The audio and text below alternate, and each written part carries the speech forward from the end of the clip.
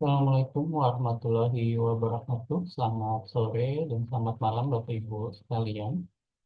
Hari ini kita bertemu kembali untuk mata kuliah Surveillance Epidemiologi Kesehatan Masyarakat, di mana hari ini kita akan memasuki topik ketiga dalam pertemuan mata kuliah ini. Sebelumnya sudah dijelaskan tentang konsep dasar dari epidemiologi dan juga ukuran epidemiologi. Hari ini kita akan memasuki topik tentang surveillance. Seperti yang bisa Bapak Ibu lihat pada materi sendiri, dinyatakan bahwa surveillance di sini adalah berasal dari kata bahasa Perancis yaitu surveillance, di mana kalau diartikan ke bahasa Indonesia yaitu artinya adalah mengamati sesuatu. Nah, bahasa surveillance sendiri bisa digunakan secara general dan secara umum pada keilmuan apapun, tetapi karena kita orang kesehatan masyarakat, maka pengamatan terhadap sesuatu atau surveillance terhadap sesuatu ini adalah terkait dengan penyakit. Seperti itu.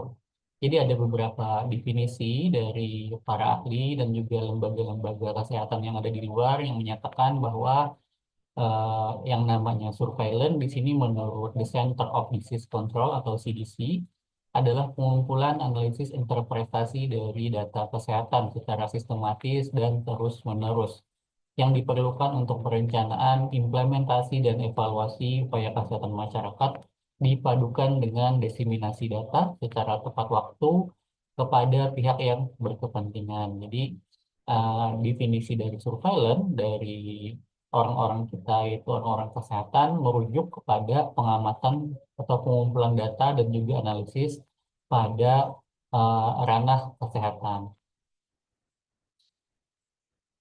Selanjutnya, menurut Karyadi pada tahun 94 menyatakan bahwa pengumpulan data epidemiologi yang akan digunakan sebagai dasar kegiatan-kegiatan dalam bidang penanggulangan penyakit tertentu.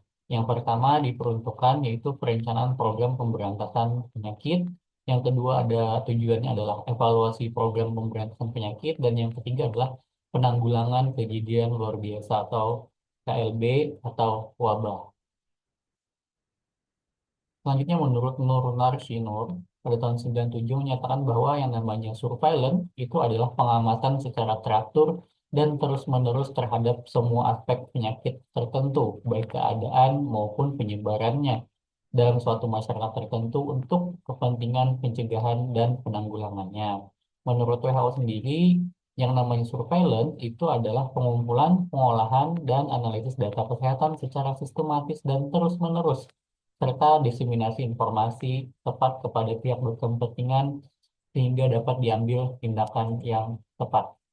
Jadi dari beberapa definisi tadi kita bisa definisikan sendiri bahwa yang namanya proses surveillance sendiri itu adalah proses pengumpulan data, analisis, dan juga interpretasi. Di mana di sini kita sebagai seorang kesehatan masyarakat memiliki tujuan untuk bisa mendiagnosa keadaan kesehatan yang ada di masyarakat. Jadi bukan cuma individu, tetapi kita akan melakukan diagnosa dan penyelidikan kira-kira masyarakat itu sakit apa, dikarenakan apa, dan bagaimana kita cara menyampaikannya ke pihak yang memiliki kewenangan dan bisa membuat sebuah kebijakan maupun regulasi untuk bisa menangani hal tersebut. Nah, ini adalah general principle dari surveillance sendiri, di mana uh, prinsipnya sendiri itu diawali dengan data yang diambil langsung di lapangan atau uh, data yang berasal dari healthcare system atau sistem kesehatan kita bisa berasal dari dinas kesehatan maupun puskesmas yang sebenarnya sudah dilaporkan ke pusat, di mana data tersebut akan dilaporkan ke Public Health Authority atau otoritas yang memiliki kewenangan untuk membuat sebuah kebijakan terhadap kesehatan, baik itu Kementerian Kesehatan maupun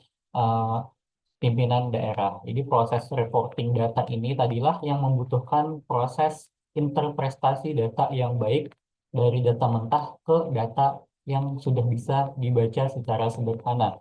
Maka hal tersebut lah yang dinamakan informasi. Jadi data itu disebut sebagai adalah kumpulan dari beberapa data yang Jadi data itu adalah bentuk jamak dari datum ya Bapak Ibu ya. Jadi kalau kita mendapatkan sebuah data tunggal namanya adalah datum. Maka apabila datum tersebut menjadi kumpulan maka disebut sebagai data. Nah, proses eh, mengubah data menjadi informasi ini adalah disebut sebagai interpretasi data atau yang biasa kita sebut sebagai reporting. Untuk bisa merubah data menjadi sebuah informasi ini dibutuhkan seorang surveillance atau epidemiolog yang memiliki keahlian dalam melakukan analisis data. Sehingga data yang dilaporkan bisa diterjemahkan oleh public health authority atau otoritas yang memiliki wewenang untuk membuat sebuah kebijakan tentang kesehatan. Maka dari informasi yang kita buat, informasi yang dibuat oleh orang kesehatan dalam bentuk data mentah menjadi sebuah informasi berdasarkan hasil analisis, ketika public health authority atau otoritas tertentu akan membuat sebuah decision atau sebuah keputusan maupun kebijakan, di mana kebijakan tersebut mengarah kepada sebuah tindakan yang akan menghasilkan sebuah upaya agar tadi permasalahan kesehatan yang ada itu bisa diatasi. Peran institusi sendiri di sini dalam pelayanan kesehatan itu adalah penyediaan data atau pengumpulan dan pelaporan, melakukan tindakan yang dan juga melakukan tindakan yang direkomendasikan.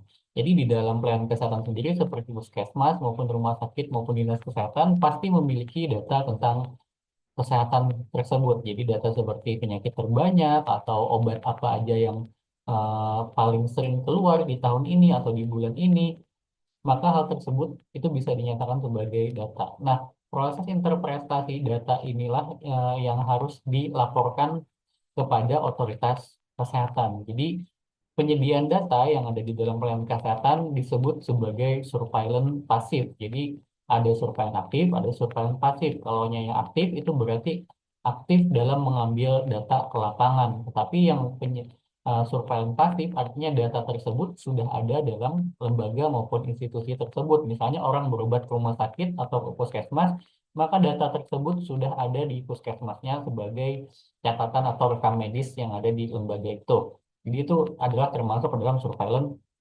yang sifatnya pasif. Hal tersebut bisa dilaporkan ke otoritas kesehatan, di mana otoritas kesehatan di sini menerima dalam bentuk reporting atau kompilasi data yang sudah dikumpulkan oleh pelayanan kesehatan, di mana di sana akan dilakukan analisis dan dilakukan interpretasi data sehingga akan memunculkan sebuah feedback atau diseminasi informasi yang akan nanti kembali ke pelayanan kesehatan untuk melakukan tindakan yang direkomendasikan oleh otoritas kesehatan itu tadi berdasarkan hasil analisisnya dan juga feedback yang diberikan atas uh, laporan dari pelayanan kesehatan tersebut. Selanjutnya, tujuan dari surveillance sendiri menurut WHO adalah memprediksi dan mendeteksi dini epidemi atau akan terjadinya outbreak berdasarkan hasil melihat tren penyakit tertentu atau eh, kecenderungan risiko penyakit tertentu yang berada di wilayah kerja puskesmas maupun wilayah kerja dinas kesehatan. Selanjutnya, memonitor, mengevaluasi, dan juga perbaikan program pencegahan pengendalian penyakit itu sendiri. Jadi dari hasil data surveillance tersebut, kita bisa melakukan evaluasi dan menilai apakah program yang telah dijalankan itu efektif atau tidak. Seperti misalnya ada kegiatan Posbindu, di mana ternyata angka cakupannya masih rendah, maka harus ada proses evaluasi yang akan ditindaklanjuti bagaimana cara mengubah atau memperbaiki, memperluas cakupan Posbindu agar lebih luas lagi. Selanjutnya ada yang nomor tiga, menyediakan informasi untuk penentuan prioritas, pengambilan kebijakan, perencanaan, implementasi, dan alokasi sumber daya kesehatan. Tentunya dari data yang kita miliki akan uh, mempermudah kita untuk membuat atau menentukan prioritas. Biasanya prioritas akan ditentukan berdasarkan dari angka atau persentase, selain itu juga kegawatan dari kasusnya, dan juga ketersediaan sumber daya yang dimiliki oleh daerah maupun lembaga yang akan menangani permasalahan ini. Yang keempat adalah monitoring kecenderungan penyakit endemis dan mengestimasi dampak penyakit di masa mendatang. Nah, ini juga peran dari surveillance di mana Kalau kita kemarin sudah belajar tentang ukuran epidemiologi, tren maupun kecenderungan penyakit tersebut bisa diukur menggunakan penelitian yang sifatnya regresi atau kausalitas. Jadi dia bisa mengestimasi dampak penyakit di masa yang akan datang.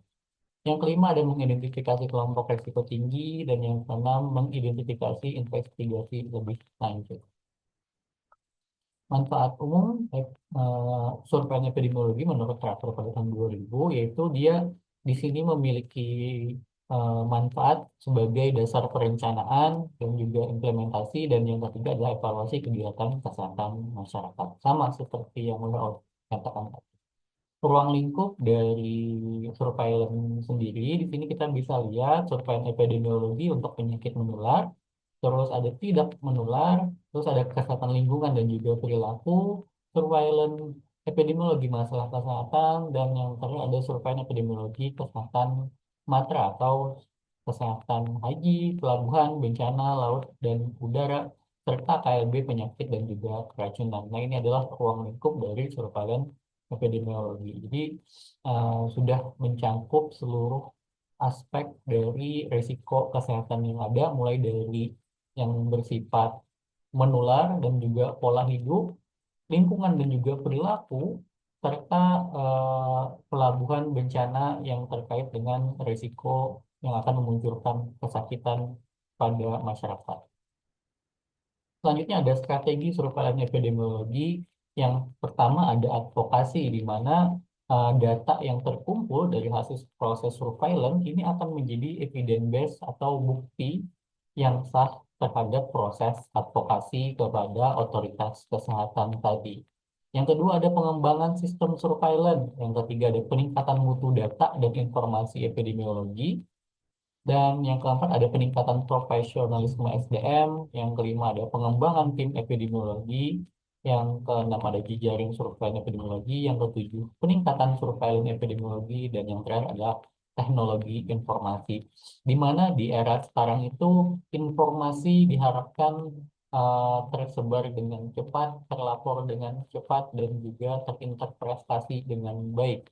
Maka SDM kesehatan dan jejaring surveillance epidemiologi yang ada di negara kita harus benar-benar memiliki kapasitas dan kompetensi dalam melakukan pelaporan dan interpretasi data. Makanya sekarang itu banyak pelatihan tentang analisis atau data analisis, di mana basic maupun dasar dari data analisis itu sendiri adalah fondasi dari proses surveillance epidemiologi dan memudahkan kita untuk melakukan analisis data dan juga pelaporan, sehingga proses kebijakan maupun keputusan dan tindak lanjut dalam menangani kesehatan masyarakat itu bisa diputuskan dengan cepat.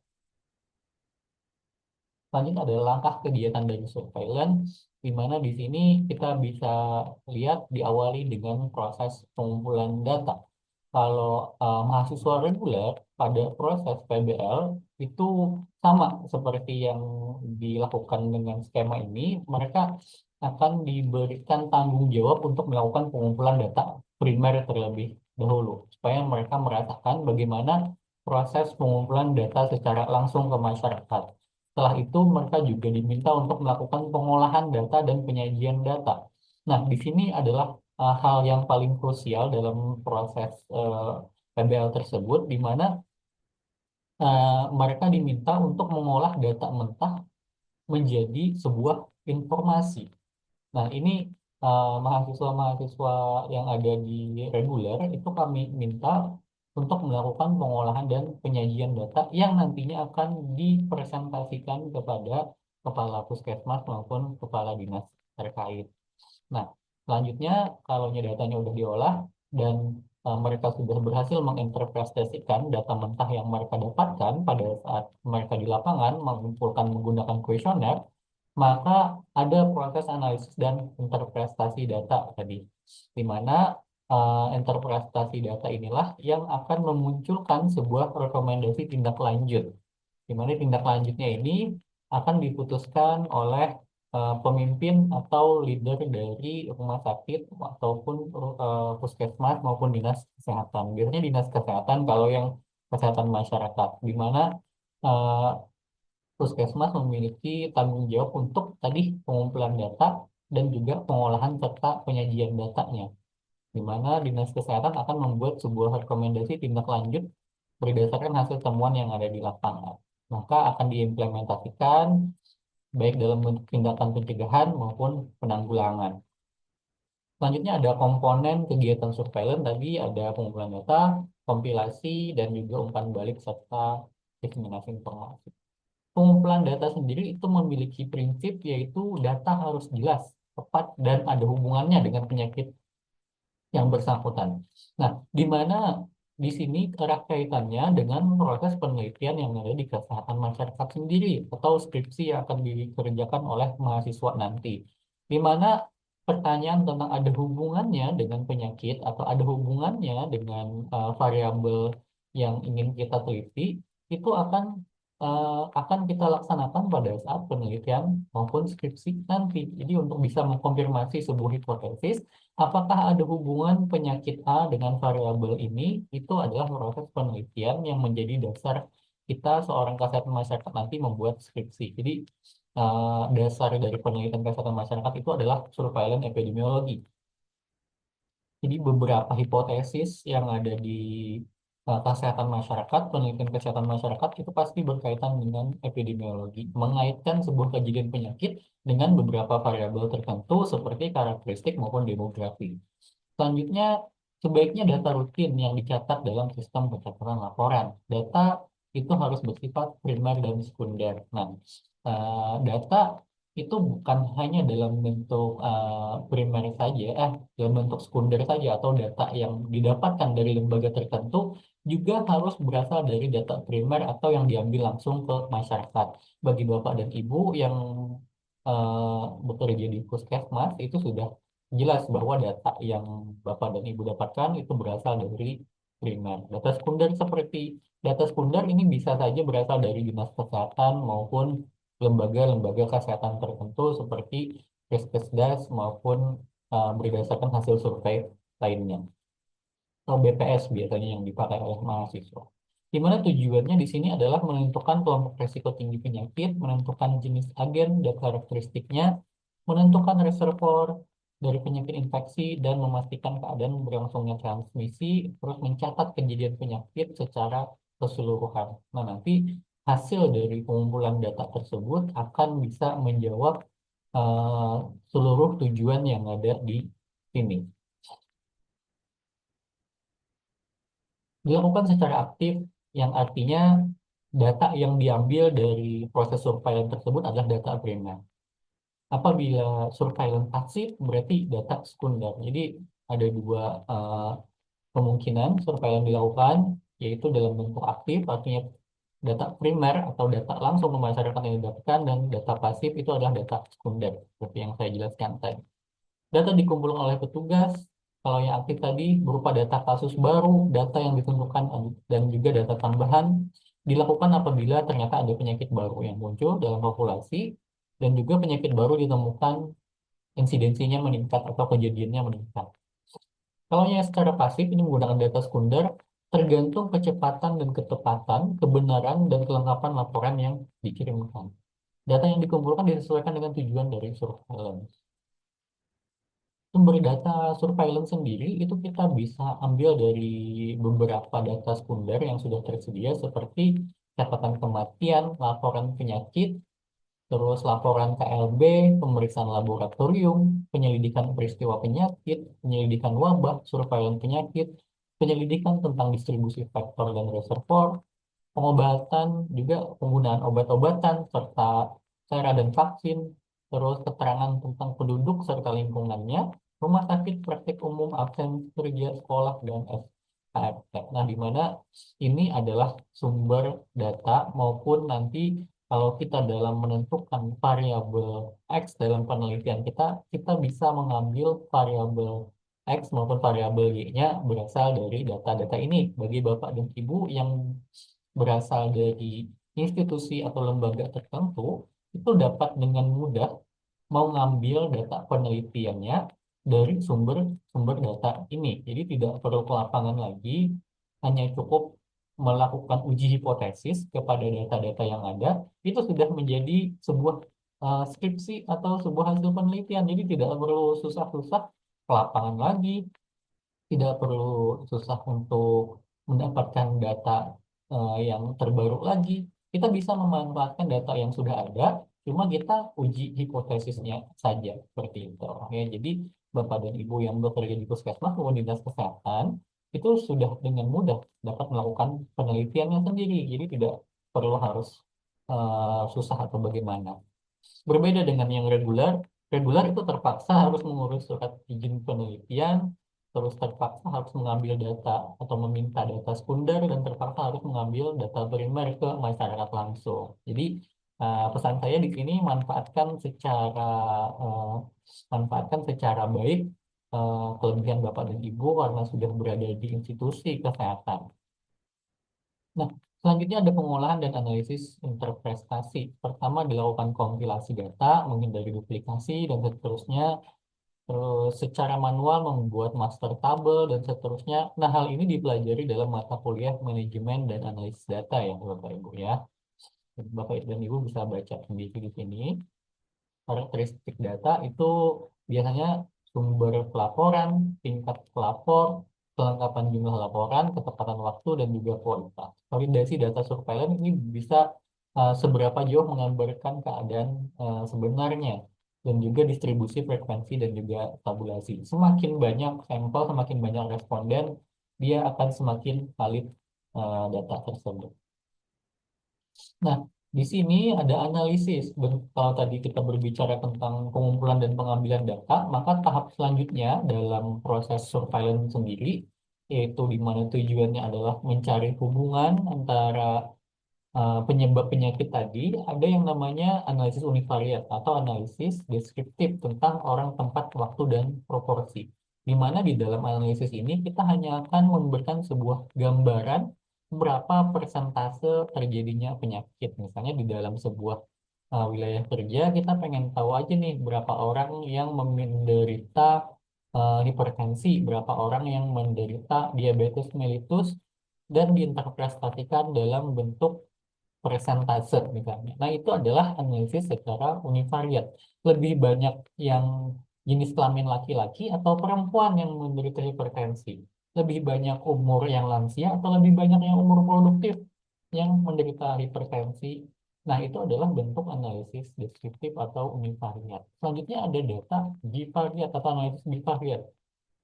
Kalau kita sudah berbicara data bivariat, artinya ada proses regresi atau ada proses kausalitas di dalam analisisnya, di mana kita akan mencoba menghubungkan tadi apabila ternyata salah satu variabelnya adalah jenis kelamin, maka kita akan mencoba hipotesis atau menguji coba apakah ada hubungan jenis kelamin dengan kejadian hipertensi misalnya. Apakah ada hubungan pola makan atau aktivitas fisik terhadap kejadian hipertensi. Nah, pertanyaan seperti itu adalah bentuk hipotesis yang hanya bisa dianalisis menggunakan analisis bivariat tadi. Nah, itu sudah masuk ke penelitian pada akhirnya ya, Bapak dan Ibu. Selanjutnya, harus dapat memahami kualitas data, mencari metode terbaik untuk menarik kesimpulan. Menarik kesimpulan berupa kecenderungan waktu dan perbandingan kejadian pada populasi yang berbeda. Setelah kita olah datanya dan setelah kita jelaskan hipotesisnya, apakah diterima atau tidak, maka ada proses yang namanya interpretasi data. Di mana di sini ada yang namanya underreporting, definisi kasus tidak konsisten, dan laporan kasus yang tidak terwakili. Kalau terjadi ternyata hipotesisnya tidak terbukti bahwa hubungan variabel tersebut tidak ada hubungannya, atau H0-nya ditolak. Penggunaannya di sini adalah identifikasi dari epidemi, identifikasi gejala baru, monitoring tren, evaluasi dari kebijakan yang sudah ada, apakah sudah berjalan efektif atau terimplementasi dengan baik, dan yang terakhir ada proyeksi kebutuhan yang mendatang.